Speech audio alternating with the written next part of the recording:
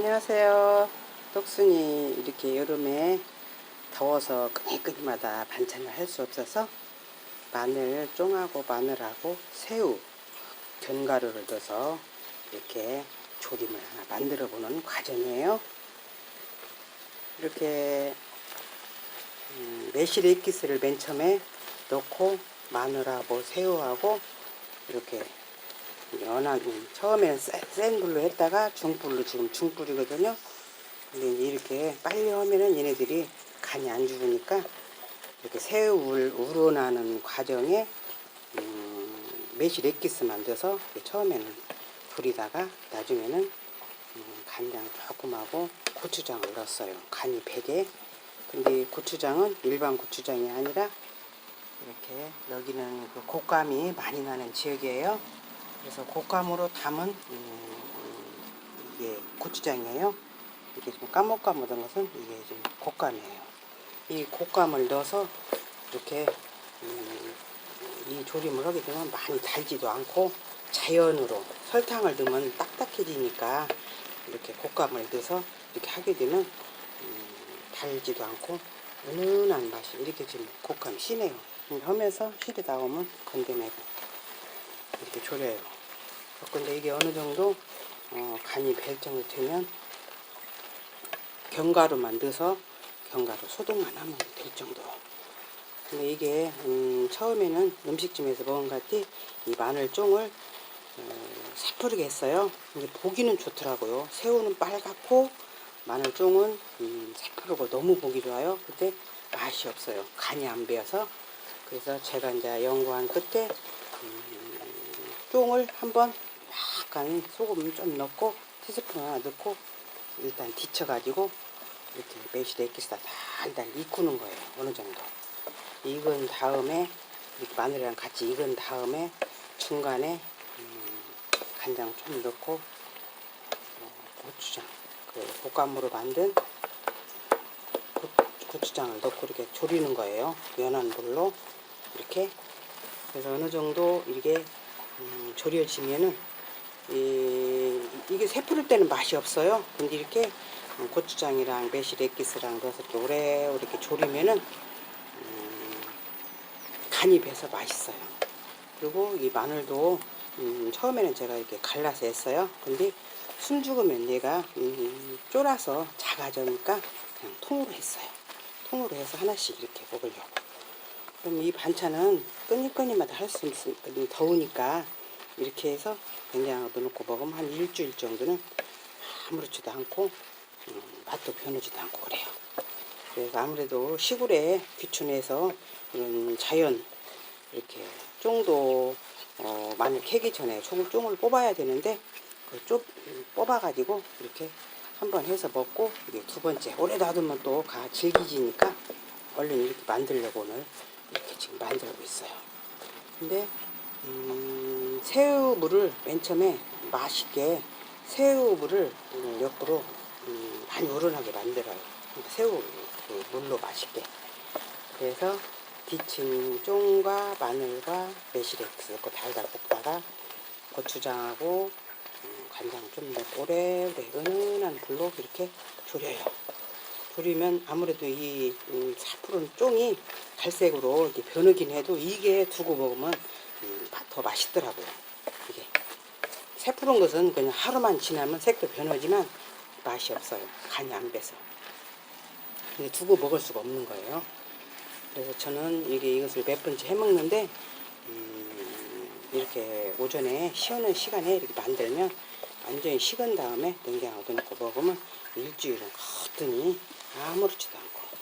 그리고 이 마늘이 굉장히 사람 피곤한 데 있어서 많이 도움을 준다고 해요. 이 마늘이 마늘 정도 도움이 되고. 그래서 제가 이거를 즐겨 해먹고 있어요. 그래서 오늘은 마지막으로 쫑을 두고 오래 둘 수가 없어서 이렇게 오늘은 마지막으로 이렇게 하는 단계인데 새우, 마늘, 쫑, 마늘, 견과류 그렇게. 또 고추장은 곶감으로 만든 고추장.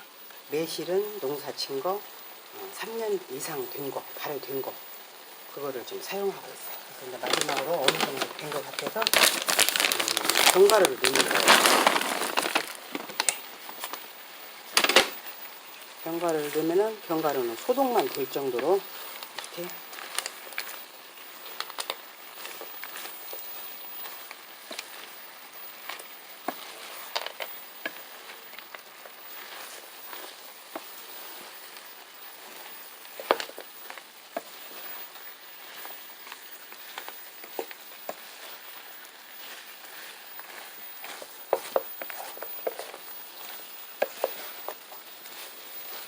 시골로 귀춘하니까 일을 하니까 좀 피곤한 감도 있고 하지만 또 좋은 점이 많더라고요.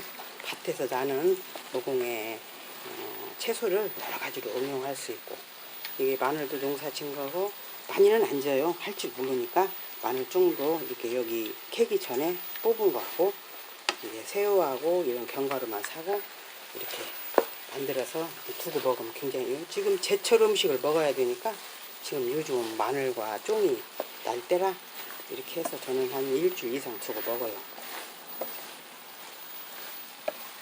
더울 때 그때마다 반찬하기 너무 힘들잖아요. 요새는 삼복더위 못지않게 더웠더라고요. 그래서 이렇게 다 됐으면 이제 이거를 식은 다음에 냉장고에 넣을 거예요. 그러면 다 된 뒤에 성게만 뿌리고, 견과류, 새우, 마늘종, 마늘, 매실액기스, 볶감으로 만든 고추장, 이렇게 같이 이렇게 만든 마늘종 조림이에요. 그리고 이 아이는 상추예요. 텃밭에 이제 작년 가을에 심은 상추가 씨 받을 저기로 많이 나왔으니까, 근데 그 옆에서 여는 상추를 다 뽑는 거예요.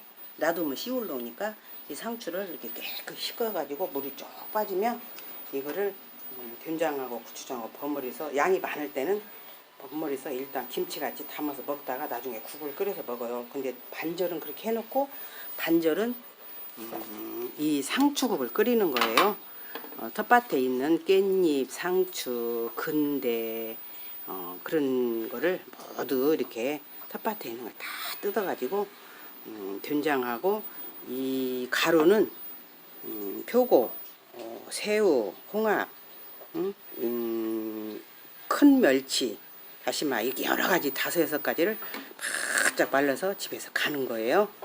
갈아서 이제 1년 두고 먹는데, 이 가루를 넣으면 조금 찌꺼보기는 해요. 근데 물을 우려내서 하면 아무래도 맑은하긴 한데 이렇게 이 새우까지 넣어서 굉장히 맛있어요. 이 가루가.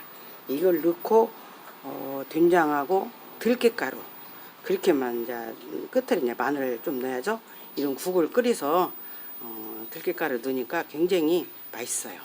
이 상추국을 먹으면 어제인가 그제 그 허준할매라는 분이, 제가 원래 이렇게 해서 먹는데 그분이 영상이 나오더라고요. 상추를 3달만 먹으면 모든 병이 사라진다고.